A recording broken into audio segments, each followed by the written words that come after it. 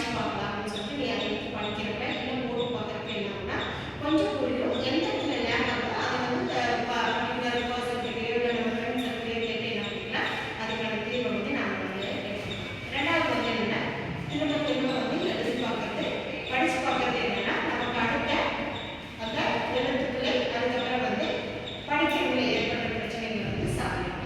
அடுத்து மூணாவது வந்து பொருள்.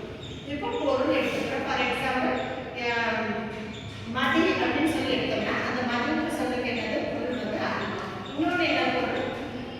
சண்டை. சரியா? அதாவது அப்போ ஒரு சொல் இருக்கும்.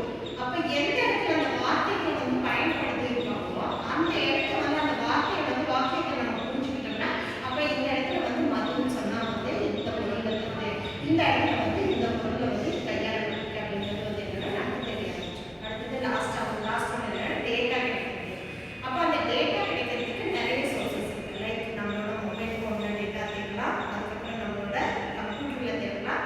அது எல்லாம் தாண்டி என்னது நிறைய புத்தகம் லைப்ரரி போனோம்னா அதுக்கு வந்து நம்ம என்ன பண்ணலாம் தேடலாம். இப்போ ஒரு பிரச்சனைன்னு எடுத்துக்கிட்டால் அந்த பிரச்சனைக்கான சொல்யூஷன் வந்து நம்மளை சுற்றி நம்ம நண்பர்கள் நம்ம ஃபேமிலி மெம்பர்ஸ் நம்மளோட ரிலேட்டிவ்ஸ் இது எல்லாத்துக்குமே என்ன பண்ணலாம் பார்க்கலாம். அதை தாண்டி என்னன்னா என்வரான்மெண்ட்டே அதுக்கான சொல்யூஷன் வந்து கொடுக்கும். தேடி போகிறது தான் நம்மளோட வேலையாக இருக்கும். ஆக இதில் வந்து என்னன்னா ஒவ்வொரு பிரச்சனைக்கும் ஒரு தீர்வு இருக்குது அப்படிங்கிறத வந்து நம்ம என்ன பண்ணிக்கலாம் அண்டர்ஸ்டாண்ட் பண்ணிக்கலாம். சரியா? இன்னைக்கு நாம் பார்த்தது புதிதாக ஒன்றை கற்றுக்கொள்ளும் போது ஏற்படும் சிக்கல்களும் தீர்வு.